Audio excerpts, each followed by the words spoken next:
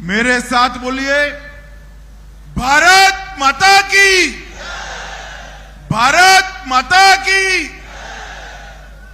मंच पर उपस्थित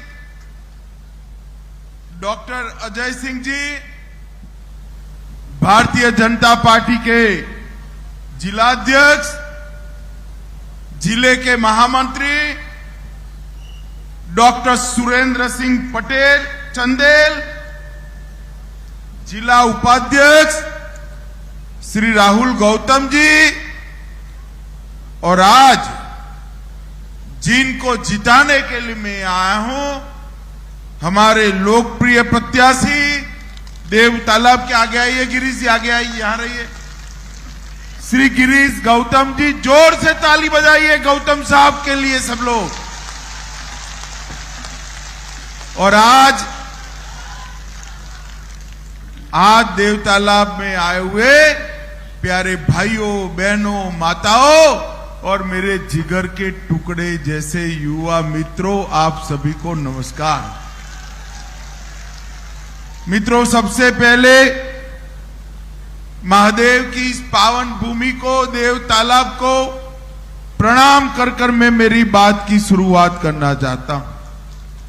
यहां अष्टभुजा धाम में विराजमान देवी मां के चरणों में भी मैं शीश झुकाता हूं, और यहां पर भगवान विश्वकर्मा ने बनाया हुआ जो एक पत्थर से बनाया हुआ शिव मंदिर है, उसको भी प्रणाम कर कर मेरी बात की शुरुआत करता हूं। भाइयों और बहनों, आप सभी को 23 तारीख को वोट देना है, 17 तारीख को वोट देना है, और मुझे आपकी उपस्थिति देखकर मालूम है कि 17 तारीख को यहां पर भारतीय जनता पार्टी जीतने जा रही है प्रचंड मार्जिन से। मगर मेरा आप सभी से निवेदन है, 17 तारीख को जब भी आप वोट देने जाए,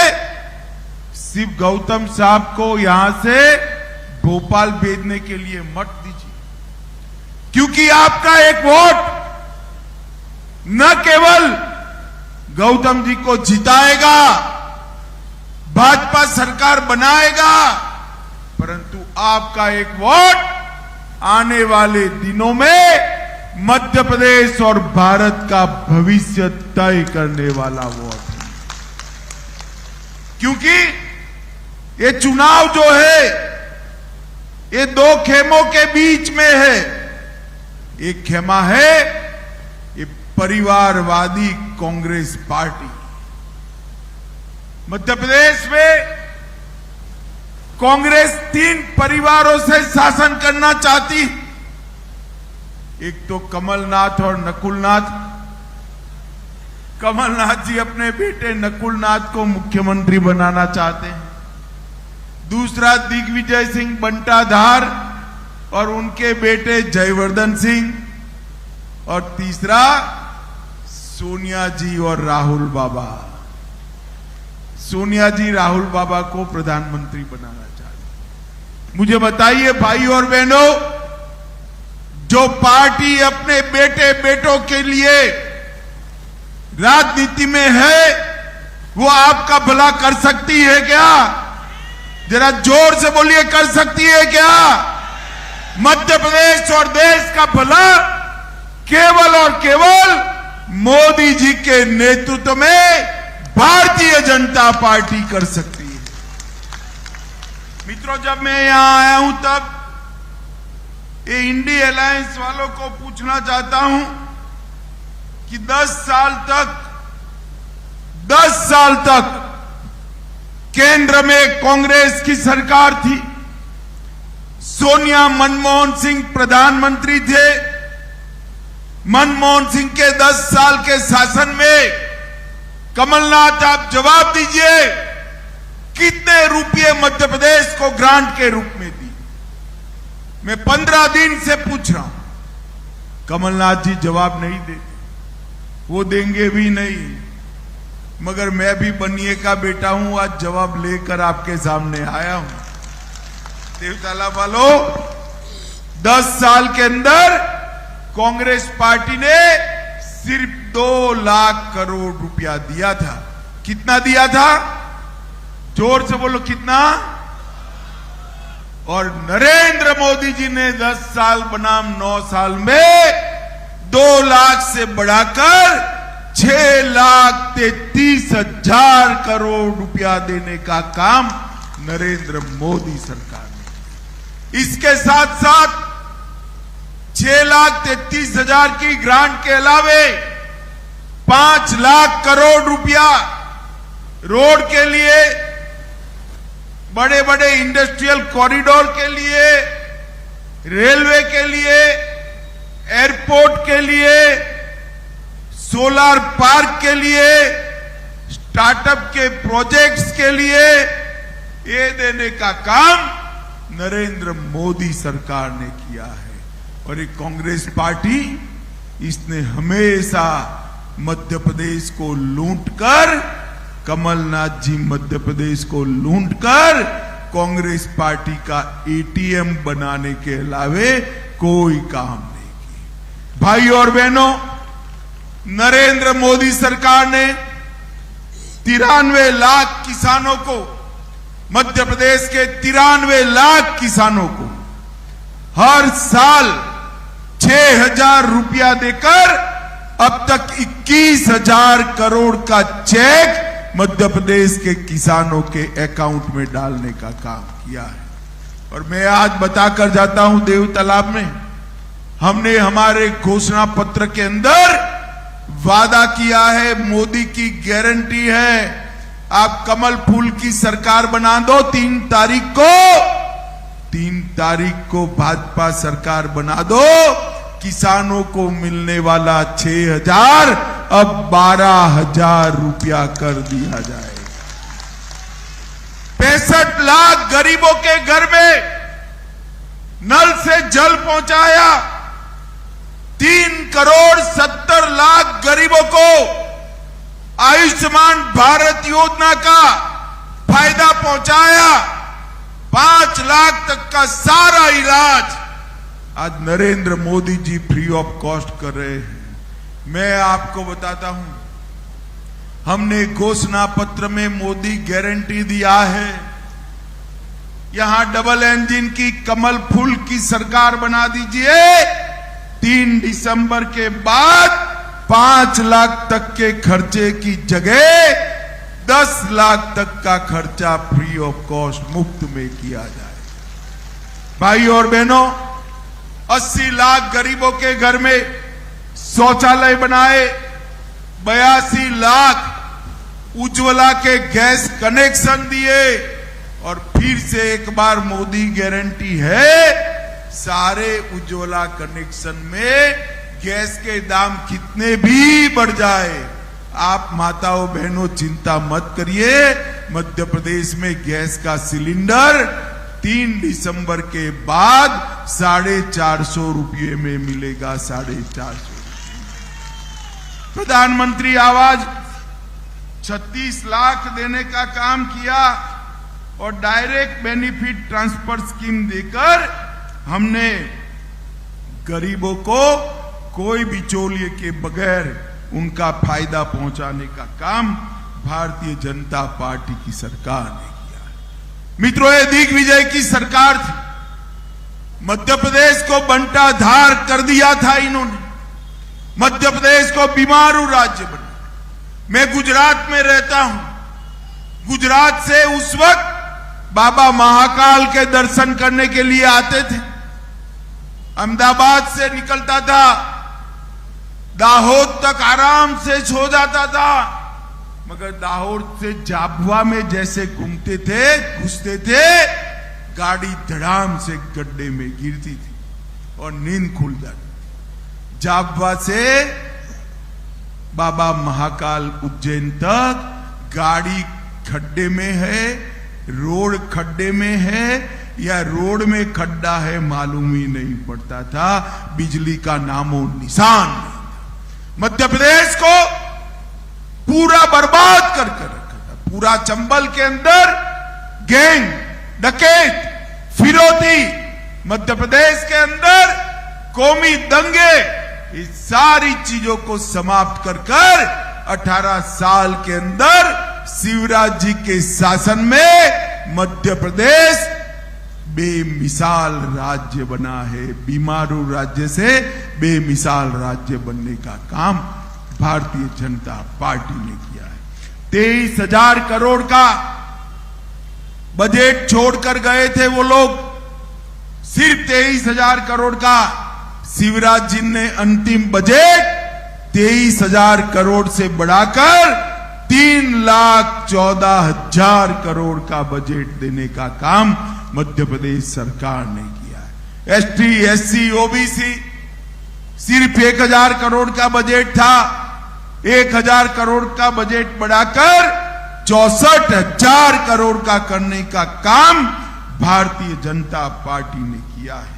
मेडिकल कॉलेज की सीटें सिर्फ 620 थी, अब 4,000 है।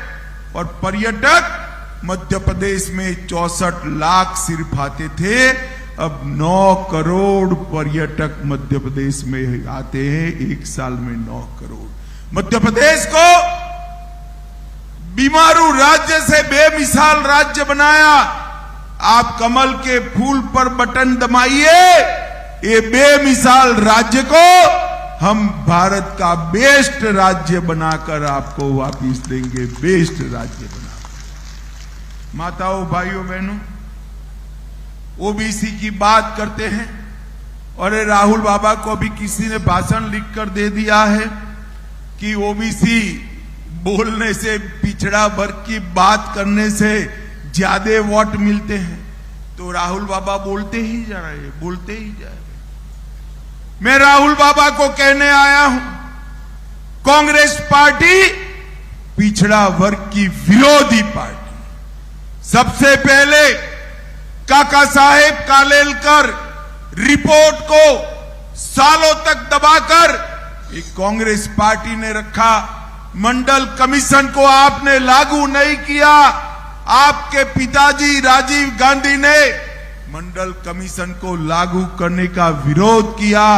इसके सामने मोदी जी ने पिछड़ा वर्ग आयोग को संवैधानिक मान्यता देकर पिछड़ा वर्ग को संवैधानिक मान्यता देने का काम नरेंद्र मोदी जी ने किया। नीट की एग्जाम में 27% आरक्षण किया। केंद्रीय स्कूलों में पिछड़ा वर्ग के बच्चों का 27% आरक्षण किया। इसके साथ साथ सैनिक स्कूलों में 27% आरक्षण किया। और आजादी के बाद सबसे ज्यादा मंत्री अगर किसी एक सरकार में है तो नरेंद्र मोदी सरकार में 27 पिछड़ा वर्ग के मंत्री बनाकर पिछड़ा वर्ग को 35% सीटें देने का काम नरेंद्र मोदी जी ने किया। भाई और बहनों, मुझे बताओ जरा, ये कश्मीर जो है हमारा है या नहीं है? ऐसे नहीं, जरा राहुल बाबू को सुनाई पड़े, ऐसे बोलो, है या नहीं है? धारा 370 हटनी चाहिए थी या नहीं हटनी चाहिए थी? ये धारा 370 को कांग्रेस पार्टी अनरस बच्चे की तरह 70 साल से गोदी में पाल कर रखी थी। आपने मोदी जी को प्रधानमंत्री बनाया। 5 अगस्त 2019 को मोदी जी ने धारा 370 को समाप्त कर हमेशा के लिए कश्मीर को अपना कर। अरे उस वक्त जब मैं बिल लेकर पार्लियामेंट में खड़ा हुआ, ये राहुल बाबा क्या भाषण करते थे कि मत हटाओ धारा 370, खून की नदियां बह जाए। अरे राहुल बाबा, 5 साल हो गए, धारा 370 हटा दी, खून की नदियां छोड़ो, कंकर चलाने की किसी की हिम्मत नहीं है, कंकर चलाने की। नरेंद्र मोदी सरकार, मोदी जी ने देश को सुरक्षित करने का काम किया है।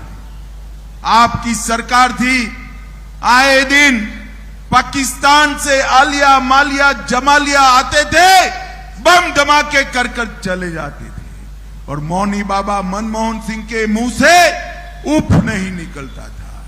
नरेंद्र मोदी जी आए, उरी और पुलवामा में हमला किया। मोदी जी ने 10 ही दिन के अंदर सर्जिकल स्ट्राइक और एयर स्ट्राइक कर पाकिस्तान के घर में घुसकर आतंकवादियों का सफाया करने का काम नरेंद्र मोदी जी ने किया। मोदी जी ने देश को सुरक्षित किया है, मोदी जी ने देश को समृद्ध किया है, मोदी जी ने देश को सम्मान दिलाने का काम किया है। भारत के तिरंगे को चंद्रयान के माध्यम से चंद्रमा पर पहुंचाने का काम नरेंद्र मोदी जी ने किया है। नई पार्लियामेंट बनाने का काम नरेंद्र मोदी जी ने किया है और माताओं बहनों को 33% आरक्षण देने का काम भी नरेंद्र मोदी जी ने किया है। नरेंद्र मोदी, मुझे बताओ भाई देवता लाभ वालों, अयोध्या में राम मंदिर बनना चाहिए या नहीं बनना चाहिए? जरा जोर से बोलो, बनना चाहिए या नहीं बनना चाहिए? 70 साल से ये कांग्रेस पार्टी राम मंदिर के मुद्दे को अटका रही थी, लटका रही थी, भटका रही थी। 550 साल से प्रभु श्री राम अपमानित अवस्था में, नरेंद्र मोदी सरकार आई, मोदी जी ने राम मंदिर का शिलान्यास करने का काम कर दिया। और मित्रों, 2014 से 19 में पार्टी का अध्यक्ष था। ये राहुल बाबा मुझे बहुत ताने लगाते थे, कहते थे मंदिर वहीं बनाएंगे, तिथि नहीं बताएंगे। अब राहुल बाबा, ये भगवान शिव की भूमि पर मैं कहने आया हूं, 22 जनवरी 2024 को रामलल्ला की प्राण प्रतिष्ठा अयोध्या में होने वाली है। देखो आप लोग, इस बार 3 दिवाली मनानी है। एक तो मना लिए, परसों मनाया ना, 2 दिन पहले मनाया नहीं बनाया। दूसरी 3 दिसंबर को सरकार बने तब मनानी है और तीसरी दिवाली 22 जनवरी को प्रभु श्री राम अपने मंदिर में बैठे तब मनानी। एक कांग्रेस पार्टी ने हमेशा से भारतीय संस्कृति का अपमान करने का, मोदी जी ने न केवल राम मंदिर बनाया, काशी विश्वनाथ कॉरिडोर जो औरंगजेब ने तोड़ा था उसको बनाया। बाबा महाकाल लोक सोमनाथ मंदिर सोने का बन रहा है। बद्री धाम और केदार धाम का पुनरुद्धार किया। ढेर सारी संस्कृति की विरासतों को उन्होंने पुनर्जीवित और ओजस्वी करने का काम हमारे नेता नरेंद्र मोदी जी ने किया। मित्रों, आपके सामने 2 विकल्प, एक बेटे बेटियों के लिए, भ्रष्टाचार के लिए, अपने निजी स्वार्थ के चलने वाली कांग्रेस पार्टी, और दूसरा देश को सुरक्षित, समृद्ध और देश का सम्मान बढ़ाने वाली भारतीय जनता पार्टी, नरेंद्र मोदी जी की पार्टी। माताओं, भाइयों, बहनों, मैं अपील करने आया हूं, इस 17 तारीख को कमल के निशान पर बटन दबाइए। एक बार एक काम करने से 2 फायदा हो तो करना चाहिए या नहीं करना चाहिए? जोर से बोलो, करना चाहिए या नहीं करना चाहिए? आप एक बार कमल का निशान दबाओगे, यहां तो भाजपा सरकार बनेगी और साथ में बोनस में 24 में नरेंद्र मोदी जी भी प्रधानमंत्री बन जाएंगे। तो करना चाहिए या नहीं करना चाहिए? जोर से बोलो, करना चाहिए या नहीं करना चाहिए? तो कमल के निशान पर बटन दबाओगे क्या? हमारे गौतम जी को जिताओगे, प्रचंड बहुमत से जिताओगे, भाजपा सरकार बनाओगे, 24 में मोदी जी को प्रधानमंत्री बनाओगे, तो मेरे साथ दोनों हाथ उठाइए, सभी लोग उठाएं, इस ओर भी खड़े हुए लोग उठाएं, अपनी संकल्प की मुट्ठी बीचे और प्रचंड आवाज से बोलिए, भारत